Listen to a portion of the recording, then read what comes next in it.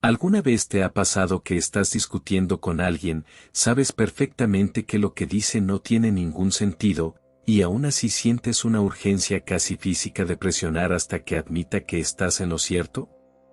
Hay personas que prefieren tener razón antes que ser felices. Y lo verdaderamente complejo de esto no es reconocerlas desde fuera, sino darte cuenta de cuando eres tú el que está actuando así. Lo has visto 1.000.000 de veces. Una discusión absurda que podría haber terminado en medio minuto y que se alarga durante días enteros porque ninguno está dispuesto a dar su brazo a torcer. Una pareja que se altera por una nimiedad tan pequeña que al día siguiente ya ni recuerdan cómo empezó, pero que en el momento parecía una cuestión de vida o muerte. Dos amigos que dejan de hablarse para siempre por una conversación en la que cada uno necesitaba que el otro cediera y dijera, está bien, tenías razón. Desde fuera, todo eso nos parece ridículo. Pero desde dentro, cuando eres tú el que está metido en el fragor de la discusión, se siente como lo más importante del planeta. Baruch Spinoza dedicó buena parte de su vida a estudiar esta fuerza extraña que nos empuja a defender nuestra postura mucho más allá de lo razonable. Y llegó a un diagnóstico muy preciso que te cambia por completo la forma de gestionar un conflicto.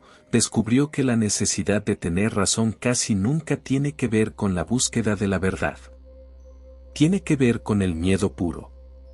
Detrás de cada persona que necesita ganar todos los debates hay, casi siempre, una fragilidad que no se atreve a mirar de frente. Antes de desgranar su tesis, fíjate en cómo opera este mecanismo en la realidad, porque nuestro cerebro nos engaña por completo. Imagina un desacuerdo cualquiera.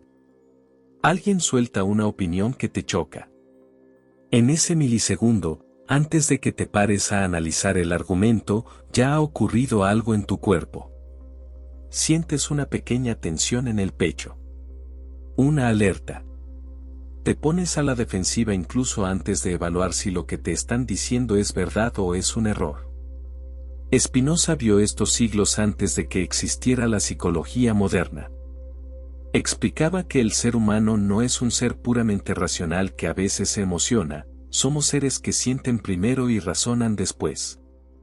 Cuando entramos en una disputa, no nos mueve el deseo honesto de encontrar la verdad, sino el impulso de proteger algo que sentimos bajo ataque. Y ahí está el verdadero nudo del problema. Lo que se siente amenazado en una discusión casi nunca es la idea. Es el yo que sostiene esa idea. Cuando alguien cuestiona lo que piensas, tu mente lo descodifica en secreto como si te estuviera cuestionando a ti. Sientes que si tu opinión es errónea, entonces tú eres menos inteligente, menos válido y menos digno de respeto. Ya no estás defendiendo un argumento sobre política, sobre dinero o sobre cualquier tema cotidiano, estás defendiendo tu valor como persona. Por eso las conversaciones se calientan en un segundo y se convierten en una batalla de honor. Deja de tratarse del tema y empieza a tratarse de tu propia identidad. Spinoza llamaba a esto la confusión entre nuestras ideas y nuestro ser. Nos fusionamos tanto con nuestras opiniones que si alguien las discute, sentimos que nos están agrediendo directamente, aunque sea una idea que adoptamos hace 2 semanas leyendo un titular rápido. Aquí viene el giro de tuerca de su filosofía. La persona que más necesita tener razón no es la que está más segura de sí misma. Es exactamente lo contrario. Es la que tiene la relación más frágil con su propio valor. Alguien que está realmente seguro de quién es no necesita el veredicto constante de los demás para mantenerse en pie. Puede escuchar una crítica o una postura contraria, analizarla e incluso cambiar de opinión en público sin que nada en su interior se tambalee. Su estabilidad no depende de colgarse la medalla de la victoria, está anclada en un lugar más profundo donde las palabras ajenas no causan daño. En cambio, si tu valor está construido sobre cimientos débiles, necesitas ganar cada asalto.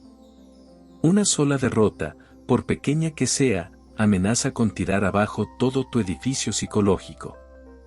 Por eso, admitir un error no es simplemente corregir un dato, significa reconocer que no se es válido.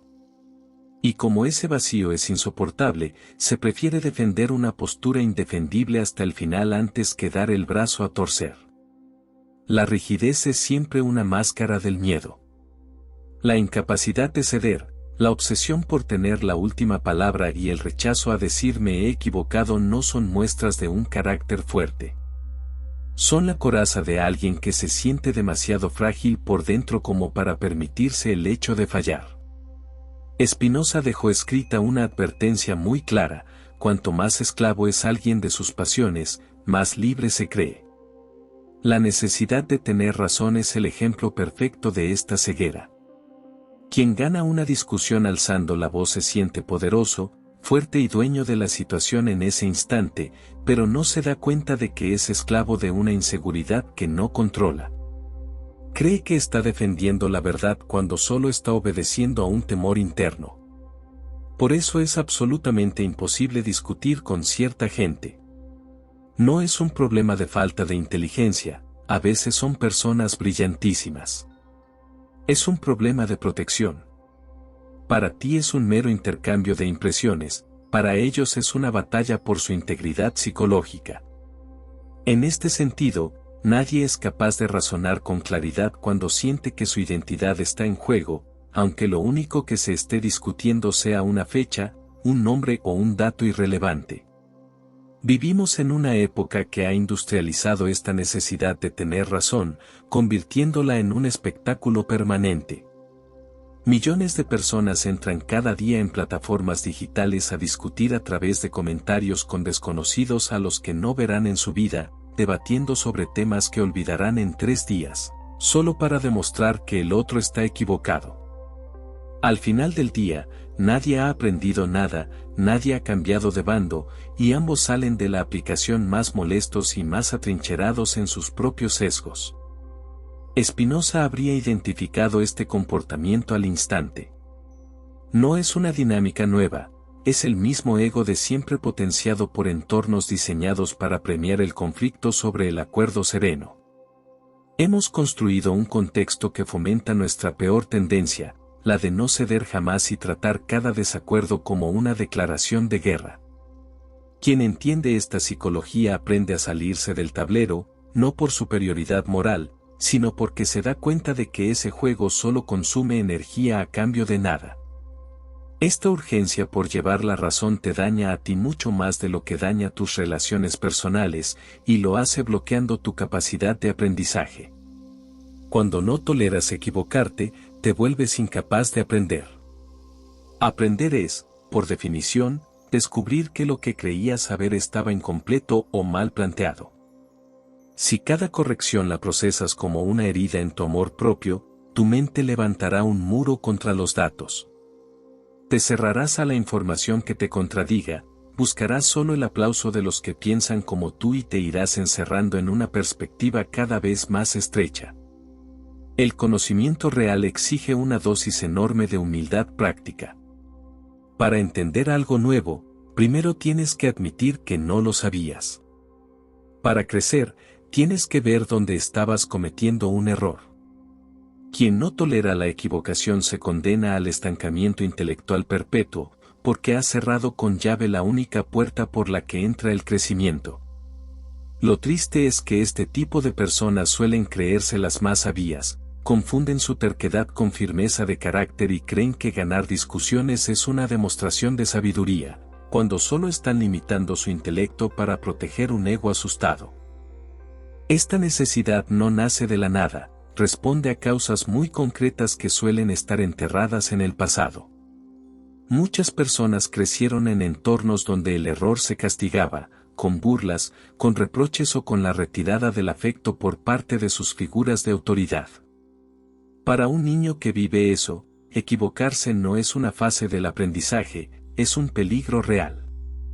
Es ahí donde se graba una lección muy perjudicial, que para que te quieran y te respeten, tienes que ser infalible y tener siempre razón.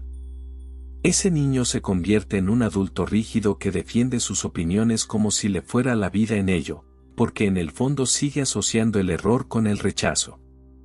No es una mala intención intrínseca, es una herida blindada. Spinoza jamás juzgaría a alguien así, se limitaría a desarmar el mecanismo. Entender esa raíz es el único mapa posible para empezar a soltar un lastre que llevas tanto tiempo encima que ya crees que forma parte de tu personalidad. Hay una distinción clave en su obra sobre cómo nos relacionamos con las ideas. La primera opción es poseer la idea, la opinión es de tu propiedad, la defiendes como si fuera tu territorio y si alguien la discute, te defiendes tú. En este escenario, cambiar de postura se vive como una humillación y una pérdida de terreno. La segunda opción es habitar la verdad, aquí las ideas no te pertenecen. Te interesa saber lo que es real, venga de donde venga y lo diga quien lo diga, aunque tire por tierra todo lo que pensabas hace 10 minutos. Si alguien te demuestra que estabas equivocado, no lo vives como un fracaso, lo vives como una ganancia, porque acabas de quitarte de encima un error y estás un paso más cerca de la realidad. La mayoría de la gente pasa la vida entera en el primer nivel, acumulando opiniones como si fueran tierras que defender, sin darse cuenta de que esa misma actitud les impide entender verdaderamente cómo funciona el mundo. Quien habita la verdad y pasa de poseer ideas tiene una libertad mental que el resto no puede ni imaginar. Puede escuchar cualquier crítica sin saltar a la defensiva, puede decir no lo sé sin sentir que pierde valor y puede cambiar de postura delante de todo el mundo sin un gramo de vergüenza. Incluso disfruta al descubrir sus propios errores, porque cada fallo detectado aclara su mirada. Al final, este perfil acaba sabiendo mucho más que el soberbio que necesitaba tener razón en todo, sencillamente porque nunca dejó de escuchar. Donde esta necesidad hace los destrozos más dolorosos es en los vínculos de pareja, de familia o de amistad. En las distancias cortas, la necesidad de tener razón es sumamente destructiva. Las discusiones íntimas casi nunca van del tema que está sobre la mesa. La disputa por los quehaceres del hogar o por un descuido cotidiano no va de los objetos en sí, va de sentirse respetado, valorado y tenido en cuenta por el otro. Cuando dos personas transforman ese espacio en un tribunal para ver quién tiene la culpa, destruyen lo único que importaba, el entendimiento mutuo. Spinoza decía que nada es más útil para el ser humano que el propio ser humano, pero esa sinergia solo funciona cuando dejas de mirar a los tuyos como rivales a los que hay que derrotar en un debate. La obsesión por ganar convierte a tu pareja o a tu mejor amigo en un adversario. Y en ese tablero, aunque ganes la discusión, pierdes el partido, porque has agrietado el vínculo afectivo que era lo único que de verdad te sostenía. En las relaciones humanas, tener razón es casi siempre el premio de consolación de los que se están quedando aislados. Es infinitamente más inteligente salvar la conexión que ganar el debate. Esto no significa que tengas que volverte una persona sumisa, que finjas estar de acuerdo con todo o que no defiendas tus convicciones para evitar el conflicto. Eso sería otra cárcel emocional, la de los que necesitan agradar a toda costa. El secreto está en aprender a diferenciar cuando estás defendiendo un principio que de verdad importa y cuando estás peleando solo porque tu orgullo no tolera la derrota. La diferencia se nota en el cuerpo de forma instantánea. Cuando defiendes una verdad real por un motivo noble, tu fondo es sereno, tu tono es firme y no tienes prisa. Cuando juegas a no perder, sientes una agitación interna, una urgencia en la voz y una necesidad constante de ver al otro rendirse. Esa vibración negativa es la señal de alarma, ya no te importa el tema, te importa tu ego y tu miedo a sentirte disminuido.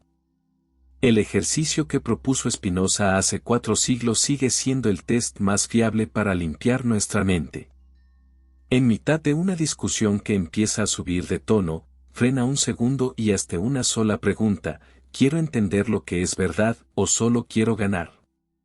Si eres honesto contigo mismo, la mayoría de las veces descubrirás que la verdad te es indiferente en ese instante, solo quieres tener la última palabra.